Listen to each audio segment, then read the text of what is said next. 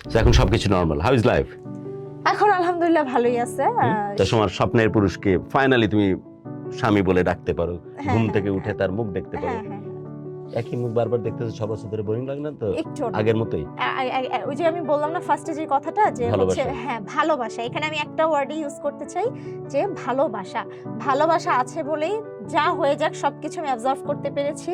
যদি আমার কাছে কোনো কিছু ভালো লাগা থেকে ভালোবাসা ক্রিয়েট হইতো তাহলে সত্যি কথা বলতে ভালো লাগার মতো কিছু নাই। তোমার জন্য তো এই শায়রিটা আমি ডেডিকেট করে দিলাম। তোমার সাজিদকে টার্গেট করে তুমি শোনাই দিও, ভালো এই সাজিদ, ভালো একটা বাসার চেয়ে তোমার দেয়া ভালোবাসা আমার কাছে দাম। ওয়ার্ল্ড ট্যুরের স্বপ্নে বিভোর সবাই, কিন্তু জানি তোমার চোখে দুনিয়া দেখে। চলো আকাশ ছুঁয়ে দেখি, চলো স্বাধীন এ দেশটারে বুকে বেঁধে রাখি, চলো কারো ভালো লাগায় উচ্ছ্বসিত হই, চলো কারো কষ্টে আহাজারি করি, চলো প্রিয়তমার চোখে রাখি চোখ। আরে ইটস সাচ এ মডেল। আমি কিন্তু কবিতার বাহানা একটু দেখার চেষ্টা করতেছিলাম আর কি। চলো প্রিয়তমার চোখে রাখি চোখ, কানে কানে বলি জান আমি তোমাকে অনেক ভালোবাসি, প্রাণের চাইতে প্রিয় মা তুমি, প্রিয় এই মাতৃভূমি, চলো মাকে ভালোবেসে আরেক দফায় মরি। আচ্ছা, কে ডাকে এভাবে ভালোবাসার ফেরিওয়ালা? চলে এসো বন্ধু মাটির টানে, তারুণ্যের জোয়ারে ভাসবে তুমি, ভালো লাগার সুর বাজবে তোমার মনে, আর বাঁধনহারা হব আমি মুক্তির গানে।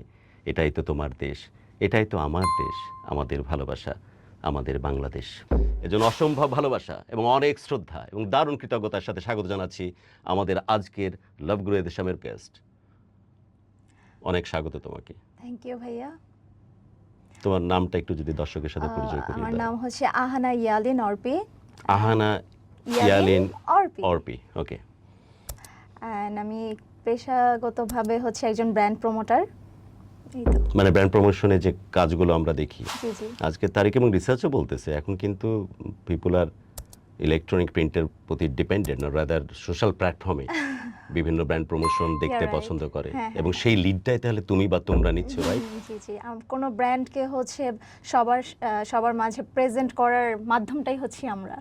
মোটামুটি আমি যতটুকু রিসার্চ করেছি প্রচুর প্রোডাক্ট এবং ব্র্যান্ডের সাথে তার কাজ করার সুযোগ হয়েছে। অনেক কর্পোরেট তাকে হয়তো হায়ার করে বিভিন্ন ভিডিওজের জন্য, বিভিন্ন প্রোডাক্টের জন্য, দেন সেই প্রোডাক্টগুলো হয়তো তাদের আমার তাদের মাধ্যমে পেজ থেকে প্রেজেন্ট করা হয়। এক্স্যাক্টলি পেজ থেকে ছাড়া হয়। বাট তুমি কতটুকু কনফিডেন্ট তুমি প্রোডাক্ট ভালোভাবে প্রমোট করতে পারো?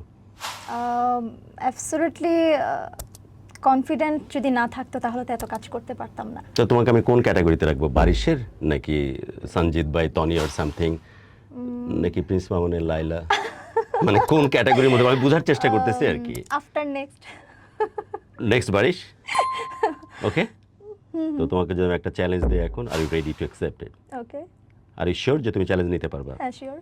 আমি তোমার চোখ বেঁধে দেবো এখন, দেখি তুমি কেমন ব্র্যান্ড প্রমোশন করতে পারো, এবং তুমি চোখ বেঁধে দেওয়ার পরে প্রোডাক্টগুলোকে গেস করবে এবং প্রোডাক্টগুলোকে সেল করার চেষ্টা করবে, ওকে? আমার কিন্তু সহযোদ্ধা হচ্ছে আমার বোন, তোমাদেরকে একটু পরিচয় করিয়ে দিই। ও হচ্ছে জারিন, আমি ওকে জারু বলে ডাকি। বোন, আসসালামু আলাইকুম। খুব যত্ন করে চোখটা বেঁধে দিত।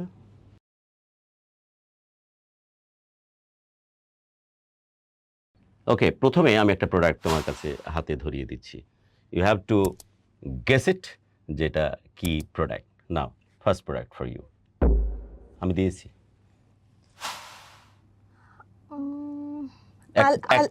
একটাবারই সুযোগ পাবা। আলু। Okay, it's a perfect answer, congratulation. Of course এটা আলু। আমরা সেকেন্ড প্রোডাক্টে যাচ্ছি। এই প্রোডাক্টটা শুধু একটা স্পর্শ আমি হাতের পরে দিচ্ছি, নিয়ে নিচ্ছি। এইটা কফি মগ। ওকে, কংগ্রাচুলেশন। থার্ড প্রোডাক্ট তোমার হাতে দিচ্ছি, শুধু স্পর্শ দেবে যেহেতু খাতারনাক প্রোডাক্ট এটা। এটা knife.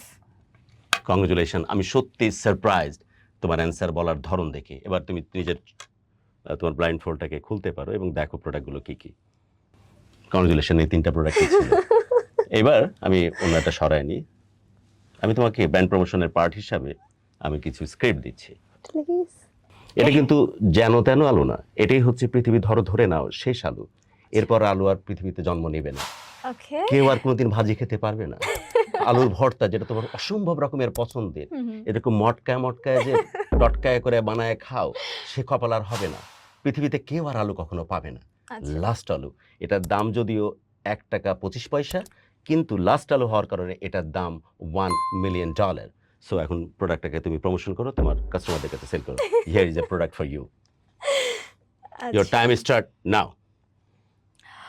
Hello everyone, this is me Ahana Yarin. আজকে তোমাদের মাঝে আমি এমন একটি প্রোডাক্ট নিয়ে চলে এসেছি যা আমাদের স্টকে একটি মাত্রই আছে।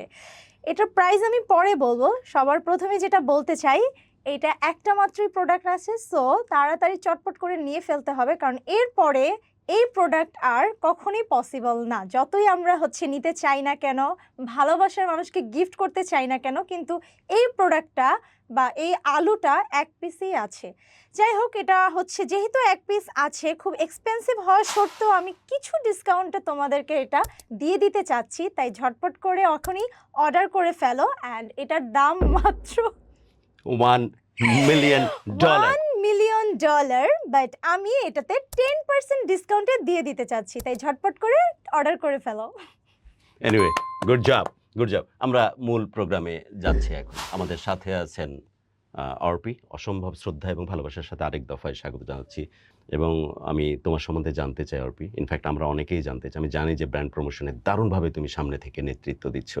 ব্যক্তি অর্পি কেমন ছিল স্টার্টিং থেকে, ছোটবেলা থেকে? ছোটবেলা থেকে সত্যি বলতে একদমই শান্ত স্বভাবের ছিলাম, মানুষের সাথে কথা বলতে পারতাম না। এটা নিয়ে আম্মু প্রচণ্ড বকা দিত যে এমনও হয়তো যে স্কুলে বাচ্চারা আমাকে মারতো, আমি কিছুই বলতে পারতাম না। টিচার আম্মুকে কমপ্লেন করতো যে আপনার মেয়েকে ওরা মারতেছে, ও কিছুই বলে না, কিছুই বলতে না? না না, মানে এতটা শান্ত স্বভাবের ছিলাম। তো আমি খুব ভালো ড্রয়িং করতাম, স্টাডিতে ভালো ছিলাম, মানে খুব টপও ছিলাম না, আবার খুব বাজেও ছিলাম না।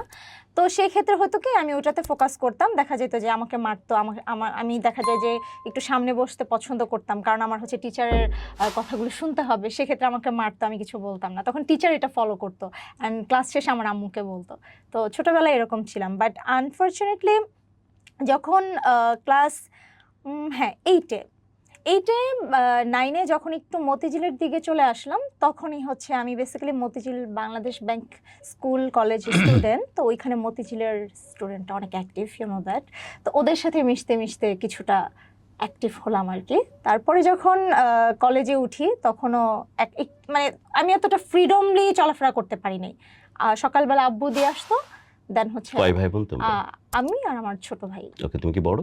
হ্যাঁ আমি। আচ্ছা, ছোট ভাই, তার মধ্যে তুমি বড়? হ্যাঁ আমি বড়। তো এরকম হতো যে সকালবেলা আব্বু দিয়ে আসতো অফিস টাইমে, কারণ আমার স্কুলের সাথে আব্বুর অফিস ছিল। তো আব্বুর সাথে যাইতাম, আর আম্মু নিয়ে আসতো। তো ওই রকম ভাবে দেখা যেত ফ্রেন্ডদের সাথে টাইমটা যে স্পেন্ড করবো, কথা যে শিখবো, ওই জিনিসটা আমার মধ্যে ছিল না। ঘোরাফেরা, খাওয়া দাওয়া একদমই ছিল না। ফ্রেন্ড বলতে কি ছেলেরা নাকি ছেলে মেয়ে উভয় ছিল?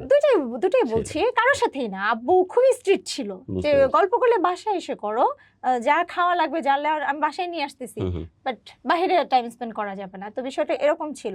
তো এর জন্য দেখা যেত যে ওইরকম ভাবে অ্যাক্টিভ হতে, মানে শান্তই ছিলাম। তো কলেজে যখন ওঠে, সেন্ট্রাল উইমেন্স কলেজ ছিল, ওইখানে যদিও সব মেয়েরা ছিলাম, বাট ওই সময়টা আমি ফ্রিডম, আব্বু আর কি ফ্রিডম দিয়েছে যে এখন ও নিজের ভালো বুঝে, এখন আই থিঙ্ক কোনো ব্লেন্ডার করবে না। তো ওই আস্তে আস্তে তখন আমি আবার খুব পারফরমেন্স অ্যাক্টিভ থাকতাম, মানে কলেজের যে সংস্কৃতি, যে ডান্স, প্রেজেন্টেশন, এগুলো আর কি। হোস্টিং তোমার ছোটবেলা থেকেই ছিল? হ্যাঁ আমি এটা অ্যাক্টিভ ছিলাম, তো টিচারও খুব পছন্দ করতো।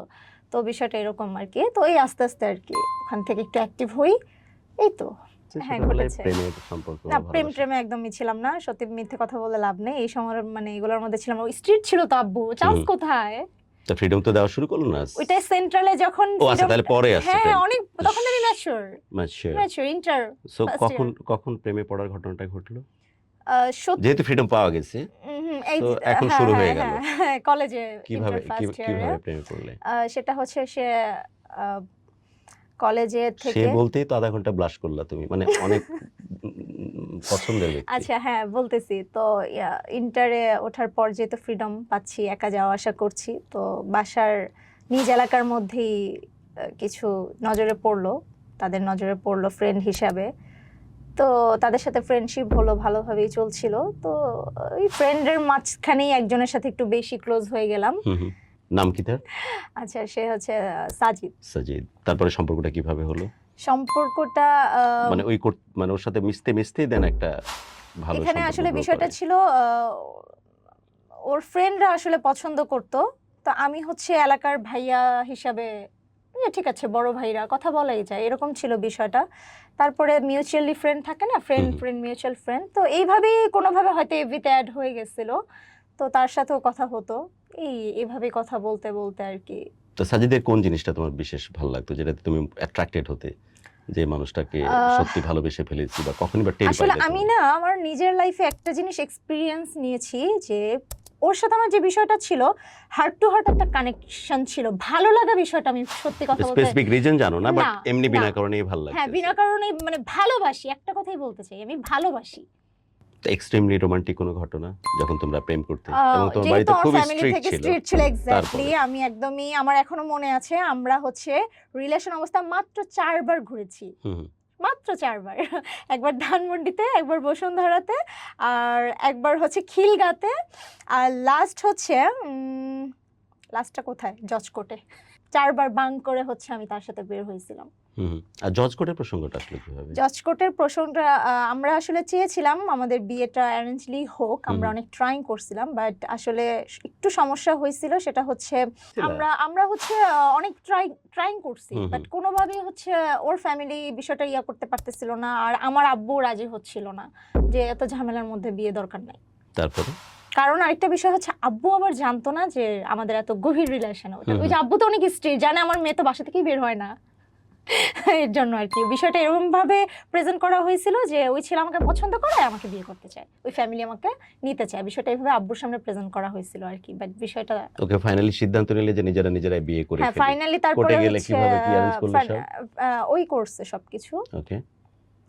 এইভাবেই তারপরে হচ্ছে লাস্ট কোর্টে গেলাম, বিয়ে হলো। তারপরে আমাদের কোনো কিছু হচ্ছে আমরা যে যার বাসায় চলে গেলাম, কারণ আমার এসএসসি এক্সামটা তখনও দেওয়া হয়নি। হুম হুম।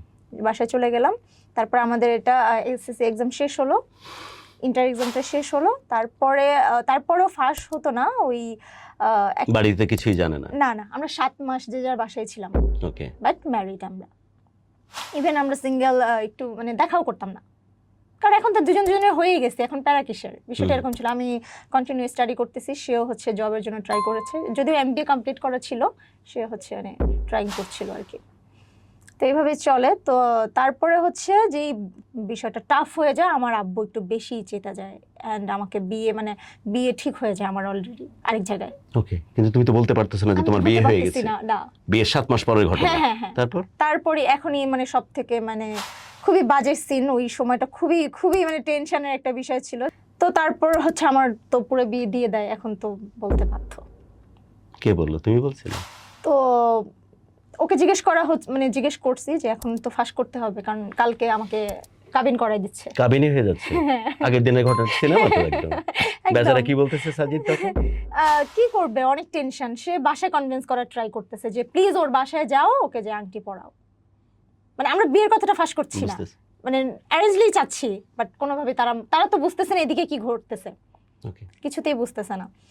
দেন কি করার, তারপরে দেখতেছি যে না, ঘটনা আমার মনে হয় যে বাসায় মানুষজন চলে আসলে বিষয়টা আব্বুর জন্য অনেক অসম্মানজনক হবে, সবাই দেখবে যে মেয়ের বিয়ে এসে আবার চলে যাচ্ছে, বিষয়টা কেমন হয়ে যাবে। তো রাত্রেবেলা হচ্ছে আমার আম্মুকে বললাম, আম্মু তো অনেক শকড। তারপরে আম্মু হচ্ছে কি করবে, আম্মু বুঝতেছিল না কি করবে, আম্মু আবার আব্বুকে প্রচন্ড ভয় পায়, বা মানে যে সেও বলতে পারতেছে না কি বুঝতে করবে। পারছি। তো আমাদের হচ্ছে আব্বুকে ঠান্ডা করার জন্য আমার ফুপ্পির যে হাজবেন্ড, তারা খুবই ভালো মানুষ, খুবই শান্ত স্বভাবের, ঠান্ডা মাথার, বুদ্ধিমান যেটাকে বলে। তা আম্মু কি করলো, ফুপারা? হ্যাঁ হ্যাঁ, ফুপারা। তা আম্মু কি করলো, তাদেরকে ফোন করে নিয়ে আসলো, সে আর আমার ফুপ্পি, কাছের যারা কাছে আছে আর কি। এনার পরে তারপর কাবিননামা বের করলাম। তো দেখলো, সিরিয়াস মোমেন্ট তো তোমার জন্য। হ্যাঁ হ্যাঁ, মানে ওই সময়গুলো আসলে এখন বলাটা যতটা ইজি হচ্ছে, ওইটা ফেস করা ততটা ইজি ছিল না। ফুপারা বসা, আত্মীয়স্বজন বসা, খুবই মা মানে বসা, বাবা ওখানে খুবই নাকি? ভয়ঙ্কর। না না না, আব্বু তখন কিছু জানে না, তুমি অন্য জাস্ট রুমে, কাবিননামা বের করলে, অন্য এখন রুমে, যাচ্ছো। অন্য রুমে, হুম হুম। অন্য রুমে মানে ফুফা হচ্ছে আমার দিকে তাকায় আছে। হুম। আরেকটা বিষয় হচ্ছে, আমি যে শান্ত স্বভাবের মেয়ে ছিলাম, এন্ড আমি যে টাইপের মেয়ে ছিলাম, এটা আনএক্সপেক্টেড ছিল। এই মেয়ে এরকম কিছু করতে পারে? টোটালি না, আনএক্সপেক্টেড আমার মেয়ে ছিল, তো বাড়ি থেকেই বের হয় না, ও কেন এসব করবে? আনএক্সপেক্টেড ছিল। এন্ড আমি যেহেতু সবার বড় মেয়ে, আমাকে নিয়ে সবার অনেক ড্রিম ছিল, আমার বিয়েটা অনেক বড় করে হবে, সবাইকে জানায়া 10-20 লাখ টাকা খরচ করে। খুব নরমাল না ব্যাপারটা? বিষয়টা, হ্যাঁ, অবভিয়াসলি নরমালি তারপর আসলে। তুমি কাবিননামা বের করলে? হ্যাঁ, তারপর আমার দিকে তাকায় আছে, কি করলাম। তো যাই হোক, তো ফুপা বলতেছে যেটা হয়ে গেছে সেটা নিয়ে তো আর ভেবে কাজ নেই, ভাইয়াকে তো বলতে হবে। কারণ যেহেতু কালকে তারা ওইখান থেকে লোক চলে আসলে কাবিনের জন্য হ্যাঁ আসতেছে। তাহলে তো ঝামেলা।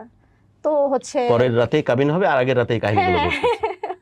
তারপর হ্যাঁ ওখান থেকে সাজিদ তো হচ্ছে টেনশনে ওকে প্রতি মুহূর্তের আপডেট নিচ্ছে হ্যাঁ ফোনে। প্রচন্ড মানে ও ভালো কথা আমার কাছে তখন ফোনও ছিল না। আব্বু মানে ওই ছেলের সাথে যেন আমি কন্টাক্ট না করি আমার ফোন নিয়ে গেছিল আব্বু। ওকে ওকে। আব্বু তো আর এগুলো জানে না। আমার ফোন নিয়ে গেছিল, তো আমি হচ্ছে কন্টাক্টও করতে পারতেছিলাম না। শুধু আমার মনে আছে ছোট ফুপির ফোন থেকে জাস্ট আমি জানাইছি যে আমার এখন বলে দিতে হবে, তো আমাকে বলছে আচ্ছা বলে দাও। তারপর তো ওই আব্বুকে গেল, আব্বুকে বলল। তারপরে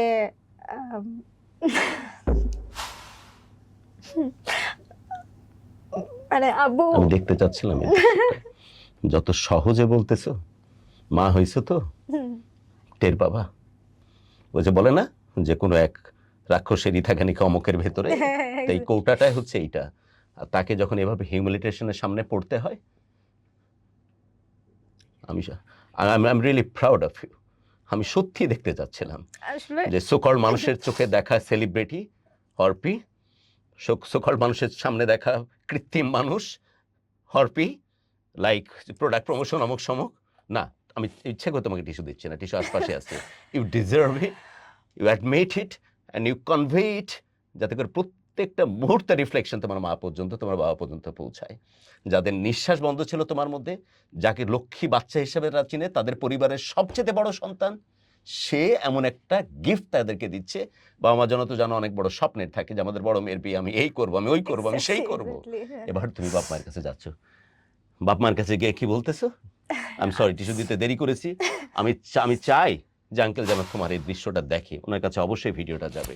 সো প্লিজ কন্টিনিউ, প্লিজ এই পেসেই থাকো, যাতে করে অ্যাটলিস্ট বুঝতে পারে যে আমি এফোর্ড হয়েছি, ঠিক আছে, আমার কলিজাটার ভিতর এফোর্ড হয়ে গেছে এটা দেখা। বলো তারপরে কাবিননামা নিয়ে গেলে বাপের সামনে। আমি না ওই ফুপিরা নিয়ে গেছে। Okay. আচ্ছা ফুপিরা নিয়ে যাওয়ার পরে তো আব্বু মানে এত বড় একটা মানে আমি ওইটা পাশের রুম থেকে ফিল করতে পারতেছিলাম যে এটা জানার পরে সে কতটা কষ্ট পাবে। এন্ড সেটাই হয়েছে, মানে সে হচ্ছে স্পেশালিস্ট হয়ে গেছিল। স্পেশালিস্ট হয়ে জাস্ট আমার ফোনটা যেটা সে রেখে দিয়েছিল ওইটা আমাকে ব্যাক করে দিছে। কিচ্ছু বলেনি? কিচ্ছু বলে নাই। মানে যেহেতু আমরা হাজবেন্ড ওয়াইফ, আমাদের বিয়ে হয়ে গেছে, যে বিষয়টা জানার পর যে তাহলে মেয়েটার ফোন আমি আটকে রেখে কি করব? আমার কন্ট্রোলে না, আমার মেয়ে আমার কন্ট্রোলে তো নাই। এটা বাপের সারেন্ডার করা, এটা হ্যাঁ, যেমন মেয়ে আর আমার নাই। তো আমার ছোট ভাইয়ের কাছে বলছে ওর ফোন ওকে দিয়ে আসো। আমার ছোট ভাই ফোনটা নিয়ে আমাকে দিয়ে যায়।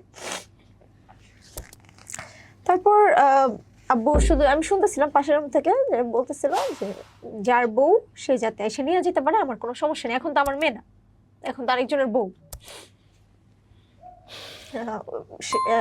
ওই ছেলেকে বলো, ওই ছেলেকে যখন যদি ও মনে করে যে না সে ক্যাপাবল না, তাহলে সে সারা জীবন এখানে থাকতে পারবে, মানে যতদিন হচ্ছে থাকতে পারবে।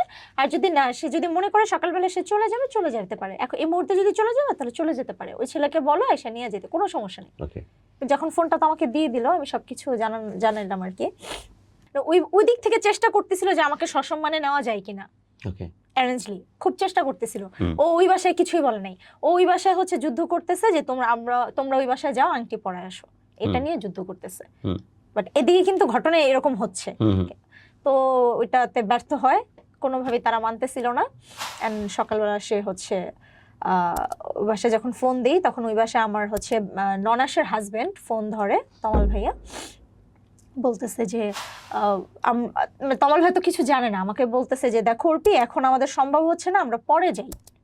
তো তখন আমি একতরফা বলতে বাধ্য হলাম যে ভাইয়া আপনি পরে আসেন, এখন আসেন, আমাদের তো বিয়ে হয়ে গেছে, আমার তো এই বাসাতে একটু সমস্যা হয়ে যাচ্ছে, আশেপাশের মানুষ কি বলবে, মানে খুবই বাজে একটা অবস্থা হয়ে গেছে। আর আমার একটা বিষয় ছিল ভাইয়া, মাঝখান দিয়ে আবার এটা বলি, একটা অ্যাপার্টমেন্টের মধ্যে দেখা যেত যে সবার সাথে আমার খুব ভালো একটা লক্ষ্মী বাচ্চা রিলেশন। যেরকম করতে পারবে এটা হয়তো কেউ হ্যাঁ, তো করে এখানে ভাবেনি। হবে কি, এখানে এখন মনে করেন যে বিষয়টা জানাজানি হয়ে গেছে, চিল্লাচিল্লি হয়েছে, যেটাই হয়েছে পাশের ফ্ল্যাটে দেখা গেছে যে জেনে গেছে সব। সবাই জেনে গেছে। এখন যদি আমি এখানে বসে থাকি, এখানে অনেক কিছু হইতে বাবা পারে। মাকে অনেক বাজে একটা পরিস্থিতির হ্যাঁ, ভিতরে যেতে আপনার হবে। মেয়ে তো ভদ্র, আপনার মেয়ে না হ্যান ত্যান, অনেক কিছুই বলতে পারে, বা বিষয়টাই অন্যরকম। আসলে এক এলাকার মধ্যে তো পাশাপাশি বলতে বাড়ি, ছাড়ে তো না। কেউ বলতে ছাড়বে না, ভালো কেউ ছাড়ে না। খারাপটা কেউ বলতে ছাড়বে না, ঠিক আছে, তো বিষয়টা এরকম। তো যাই হোক, এখন আসলে অনেক, সত্যি কথা বলতে 6 বছর আগের কাহিনী, তো অনেক কিছুই মাথাতে নাই। তো আমি যতটুকু পারতেছি বলতেছি, কারণ এটা বলাটা যতটা সহজ হচ্ছে এখন গল্প হিসেবে, বিষয়টা ফেস করাটা এতটাও ইজি ছিল না, একদমই এতটা ইজি ছিল না।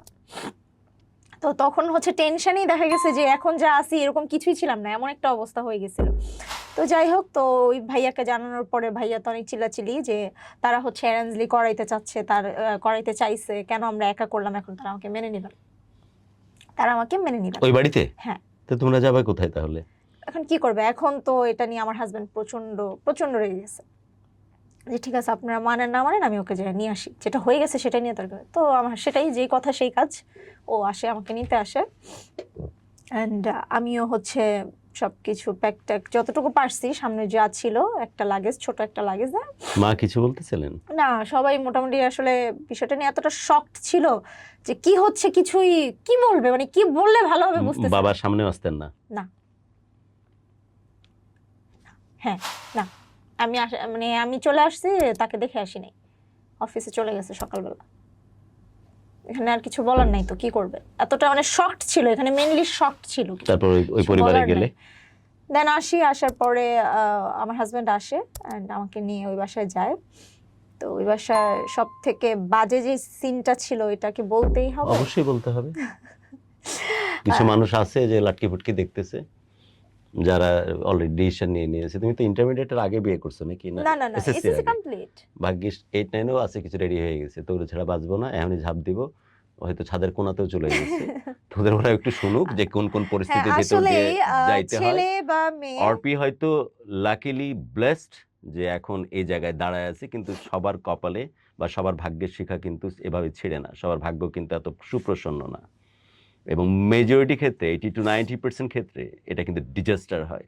এর জন্যই বলা উচিত, যদি এটাতে 2-1জনও কাম ব্যাক করে, বা মেয়ে যেই হোক না কেন, আমাদের উচিত ক্যাপেবল হয়েই কিছু একটা করা। আইদার ক্যাপেবল, সেটা হোক আইদার অ্যারেঞ্জলি, পারিবারিকভাবে, যেভাবেই হোক, নিজের একটা পজিশন করেই কিছু করা। তোমার পজিশন বলতে কিছুই নাই, তখন তখন একটা ভালনারেবল অবস্থায়, তোমার বরের চাকরিও নাই। No no no no, just এখন বাসায় ঢুকলা, তারপরে বাসায় ঢুকি নাই, ঢুকতে দিবে না, শুনি ওই ড্রামাটা শুনি। দিবে না। তারা হচ্ছে ওরা স্থানীয় তো, নিজেদের বাড়ি তো, সবাই হচ্ছে গেট টেট লাগায় বসে আছে ভিতরে, আমাদেরকে হচ্ছে, আমাকে হচ্ছে অ্যাকসেপ্ট করবে না। এগুলো উচ্ছিষ্টের মতো ব্যবহার, খুবই বাজে ব্যবহার করছে। আর সব থেকে মজাটার কারণ হিসেবে জানেন কারা? যারা হচ্ছে আমাকে পছন্দ করত, ওই যে বন্ধুরা, মানে তোমার সাজিদের যে বন্ধুরা। এক্স্যাক্টলি। কিরকম মজা নিচ্ছে এখন ওরা আসছে, সবাই বাসার মধ্যে আসছে। ওরাও আসছে? হ্যাঁ, সবাই আসছে। ওর একটা টিম আছে 10-15 জনের, সবাই ওরা মোটামুটি, আমার ঠিক মনে নাই, সবাই মোটামুটি কয়েকজন আর কি আসছে।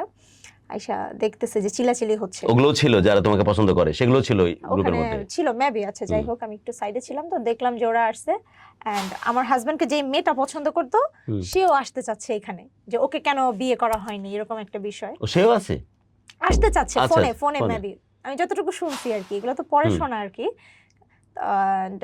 গেট খুলবে না, আমার ননাসে গেট খুলবে না, কেউই গেট খুলবে না, আমাকে অ্যাকসেপ্ট করবে না। তো যাই হোক, এট দ্য লাস্ট টাইম আমার ননাস আসে, বের হয়ে আইসা দেখলাম যে আমার হাজবেন্ডকে 2টা থাপ্পড় মারে। তোমার সামনে? না, আমার সামনে না, আমি একটু অন্য সাইডে।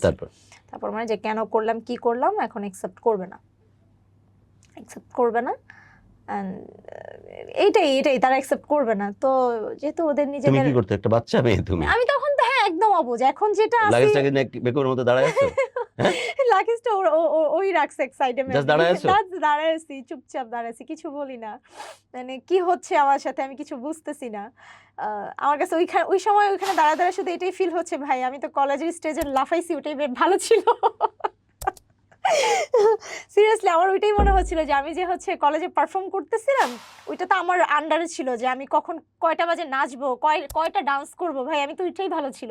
কোথায় আসলাম, কেন আসলাম ওখানে দাঁড়াতে, আমি এটাই চিন্তা করতেছিলাম। না, একদিন আমার জীবন প্রজাপতি পাখাটা খেয়ে কেটেছে, যে এখানে আমি এভাবে, মানে আমি আমার নিজের কন্ট্রোলে আমি নাই, কন্ট্রোল করতেছে তারা। এরকম তো হওয়ার কথা ছিল না, কারণ কি বাসায় তো আমি সবার বড়, অনেক রেসপেক্ট নিয়ে বড় হইছি, ফুল মানে আবার কথাবার্তা একটু ভালো মেইনটেইন করতে পারতাম, তো দেখা যেত যে ম্যাক্সিমাম বিষয়তে তোমার কমিউনিটিতেও তোমাকে অনেক ভালোবাসতো, স্কুলেও ভালোবাসতো। এক্স্যাক্টলি আমি খুব একদিনের 24 ঘন্টার নোটিশে তোমার পাখা কেটে ফেলছে, তাই তো? মানে আমি সব জায়গায় কিন্তু ফার্স্ট প্রায়োরিটি লিস্টে ছিলাম, এখন ঠিক আছে? উচ্ছেষ্টের মতো তোমার সাথে বিহেভ চলতেছে। বিহেভ চলতেছে মানে আমি নিব না কে চলে যায় বাট এইসব। তাদেরও কিন্তু দোষ না, তাদেরও দোষ না। সত্যি কথা বলতে এটা একটা বাড়ির ছেলেকে নিয়েও তো তাদের এক্সপেকটেশন যে তাদের বউ আসবে, তারা হ্যান করবে, ত্যান করবে। এটা তো তাদেরও আমি তোমার এক্সপেকটেশন। মেন্টাল স্ট্যাটিক বোঝার চেষ্টা করতেছি। ঠিক তারপর আছে? তো ওইখানে দাঁড়াতে আমি এটাই চিন্তা করতেছিলাম। তো যাই হোক তারা কোনোভাবেই মানতে রাজি না। তারপরে তারা যে যার ভিতরে চলে গেল। তো যেহেতু ওদের নিজেদের বাড়ি, একটা রুম, একটা ফ্ল্যাটের ভাড়াটিয়া হচ্ছে মেবি 2 দিন আগে। যেহেতু আমি 2 তারিখে ওখানে উঠছি, দ্যাটস মিন 1 তারিখে হয়তো ভাড়াটিয়া চলে গেছে, ওই ফ্ল্যাটটা খালি ছিল।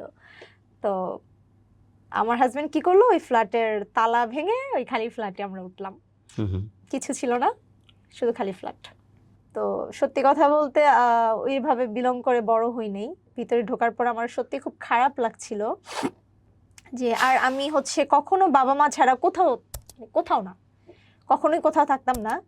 তো খালি ফ্ল্যাট, অন্ধকার, কেমন একটু অড লাগছে, বাট ইটস ওকে। কি হচ্ছে কিছু বুঝতে পারতেছি না। তো আমার হাজবেন্ড হচ্ছে বাইরে যে লাইট টাইট কিছু কিনে আনলো, খাবার টাবার কিনে আনলো।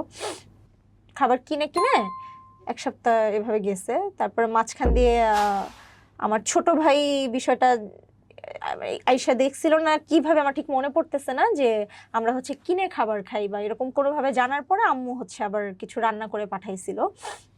এভাবে চলছিল। তারপরে আস্তে আস্তে শ্বশুর শাশুড়ি বা আমার ননাস, হ্যাঁ, তাদের রুমে ফ্ল্যাটে আসা যাওয়া করতে বিষয়টা একটা কতদিন পর অ্যাডজাস্টেড হলো সবকিছু? বেশি দিন না, 1 মাস পরই আমাকে ফ্ল্যাটে। আর তোমার বাসার পরিবেশ নরমাল হলো কবে? আমার বাসার পরিবেশ হচ্ছে ওই তখন হচ্ছে রোজার ঈদের পরপর ছিল। কুরবানি ঈদে হচ্ছে, হ্যাঁ কুরবানি ঈদে হচ্ছে দাওয়াত হিসেবে পরের দিন, ঈদের পরের দিন হচ্ছে আব্বুর বাসায় যাই। তো আব্বু তো আমাকে দেখে হচ্ছে বিষয়টা নরমালি নিয়ে নিচ্ছে, আর কি করবে। ওকে, এখন সবকিছু নরমাল। How is life? এখন আলহামদুলিল্লাহ ভালোই আছে। তো তোমার স্বপ্নের পুরুষকে ফাইনালি তুমি স্বামী বলে ডাকতে পারো, হ্যাঁ, ঘুম হ্যাঁ, থেকে উঠে তার মুখ দেখতে পারো। হ্যাঁ হ্যাঁ হ্যাঁ, একই মুখ বারবার দেখতেছো 6 বছর ধরে, বোরিং লাগে না তো? একটু না। আগের মতোই ওই যে আমি বললাম না ফার্স্টে যে কথাটা, যে হচ্ছে ভালোবাসা। হ্যাঁ ভালোবাসা। এখানে আমি একটা ওয়ার্ডই ইউজ করতে চাই, যে ভালোবাসা। ভালোবাসা আছে বলেই যা হয়ে যাক সবকিছু আমি অ্যাবজর্ব করতে পেরেছি। অ্যান্ড আমার কোনো কিছুতে তিক্ততা চলে আসে নাই। আর সব থেকে যেটা বেশি, আমি প্রচন্ড ধৈর্যশীল হয়েছি। যদি আমার কাছে কোনো কিছু ভালো লাগা থেকে ভালোবাসা ক্রিয়েট হইতো, তাহলে সত্যি কথা বলতে ভালো লাগার মতো কিছু নাই। তোমার জন্য তো এই শায়রিটা আমি ডেডিকেট করে দিলাম। তোমার সাজিদকে টার্গেট করে তুমি শোনায় দিও, ভালো এই সাজিদ, ভালো একটা বাসার চেয়ে তোমার দেয়া ভালোবাসা আমার কাছে দামি। ওয়ার্ল্ড ট্যুরের স্বপ্নে বিভোর সবাই, কিন্তু জানি তোমার চোখে দুনিয়া দেখে কেসা। Very nice. বাট জীবন তো এখন বিউটিফুল, রাইট? মেয়ের নাম কি? মেয়ের নাম হচ্ছে শায়রিন আলম জারা। যারা 5 ইয়ার্স ওর। রাইট, যারা মায়ের জন্য আমার অনেক দোয়া থাকবে। Thank you. দোয়াটা শুধু এই কারণে থাকবে আরো বেশি করে, যে অর্পির মতো অ্যাটলিস্ট এই ডেমনস্ট্রেশন অর্পিকে যেন না ভোগ করতে হয় আমার মা যারার হাত ধরে। কারণ একটা মা এবং অর্পি এবং তার বাবা সাজিদ, যাদের ওরসে অনেক যত্ন করে আসছে, সে পরীর মতো। হ্যাঁ, এটা ট্রু আসলে। যারা পরী যেন এরকম নহবতের ভিতরে আল্লাহ না করুক কখনো যায়, যাতে করে সাজিদ এবং অর্পির ভেতরটা কলিজাটা পাথর হয়ে যায়। কারণ আমি খুব স্পষ্টতই বুঝতে পারতেছি অর্পি, যে তুমি কেমন ধরনের বাচ্চা ছিলে।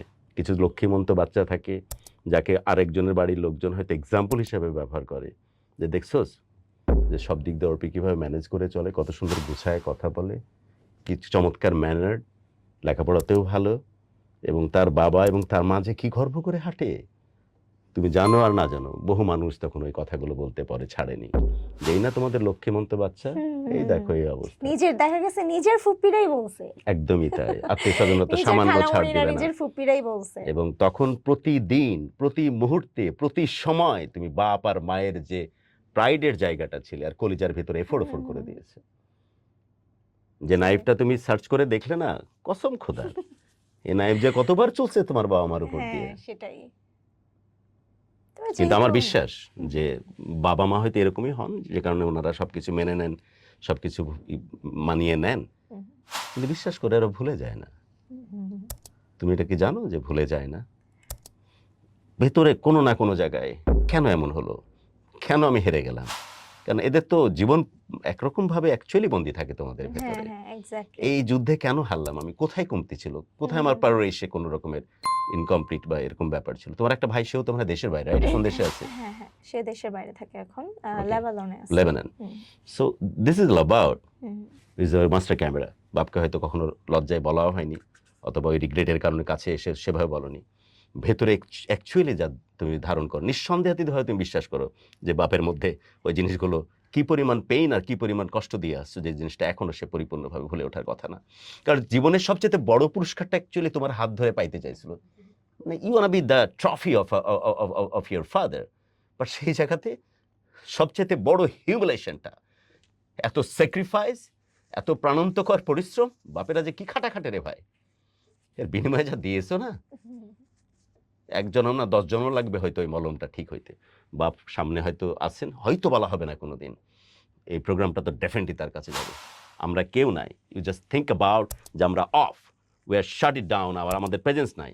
জাস্ট বাবাকে উদ্দেশ্য করে বলো, একদম যেভাবে বাপকে সম্বোধন করো সেভাবে বলো প্লিজ। কিছু বিষয় থাকে মানে ভাষায় না বলাটাই বেটার। ঠিক আছে, এই পর্যন্ত ঠিক আছে। আমরা অনুষ্ঠানের একদম শেষ প্রান্তে চলে এসেছি। I am really honoured, I am really honoured. আচ্ছা অর্পি, কি নামে আছে তোমার পেজ? আহানা দেখি। ইয়াদিন অর্পি। আহানা ইয়েলেন অর্পি। হুম, হুম। আরেকবার কংগ্রেচুলেশন, এত অল্প সময়ে যেভাবে the way you carry forward your personality and your presence and you promoting your brands. এবং আসলে আমি দেখলাম যে অনেকগুলো ব্র্যান্ড, ডাইভার্সিফাইড পোর্টফোলিও তোমার মধ্যে অলরেডি জমা পড়েছে, এবং বিভিন্ন কর্পোরেট এবং ব্র্যান্ড আশ্বস্ত হয় যে তোমাকে দিয়ে কোনো একটা প্রমোশন করলে সাথে সাথে ম্যাচ সেটাকে কানেক্ট করতে পারে, বা ম্যাচ তোমার সাথে ইনভলভ হয়ে যায়। তো it's a very good approach. So all the very best, specially for your career and of course আমার মায়ের জন্য, যারার জন্য অনেক অনেক দোয়া, যাতে করে তোমাদের ওরসে যে মানুষটা আসছে সে শুধুই ভালো লাগার কারণ হোক। তোমার মতো কোনোভাবেই তোমার বাপ মায়ের যে ক্ষেত্রে যেটা ঘটেছে তেমন কষ্টের কারণ যেন কোনোভাবে আমার মা না হয়। সাজিদকে কনগ্রেচুলেশন, যে খুব যত্ন করে সে ধরে রেখেছে তার ভালোবাসার মানুষটিকে, না হলে অনেক বেশি খালি হয়ে যেত এই মানুষটি। বাট ভেতরে এই কষ্টটা কিন্তু প্যারালালি চলে, সেই জিনিসটা অবশ্যই মাথায় রাখা উচিত। আমার অনুষ্ঠানের শেষ প্রান্তে কিছু যদি বলতে চান, অফকোর্স দ্য ইয়াংস্টার্স, আমি জেনজির প্রতি অসম্ভব রকমের বায়াসড, কারণ এরা অনেক ডিপ্রেস থাকে, অনেক একাকী থাকে, তাই এদের জন্য আমার বুক কাঁদে খুব। এখন আমি জানি না যে এই সার্ভিসটা আমি কতদিন তাদেরকে দিতে পারবো, আমার আমার সমস্ত রকমের ভালো লাগা গাইডেন্স নিয়ে তাদের পাশে কতদিন দাঁড়াতে পারবো, বাট আমি তাদেরকে তাদের মতো করে বুঝতে চাই। সো অনেক সময় হয় এরকম 2-3 মাসের প্রেমের কারণে এমনভাবে বিগল বাজে, এমনভাবে প্রেমে পড়ে, এমনভাবে বাঁশির সুর বাজে, তখন শুধু ভাসতে মন চায়, মানে হারিয়ে যেতে মন চায়। আর পা পা পা পা পা মানে এরকম একটা প্রেম, মানে একটা ফিল হয়ে যায়।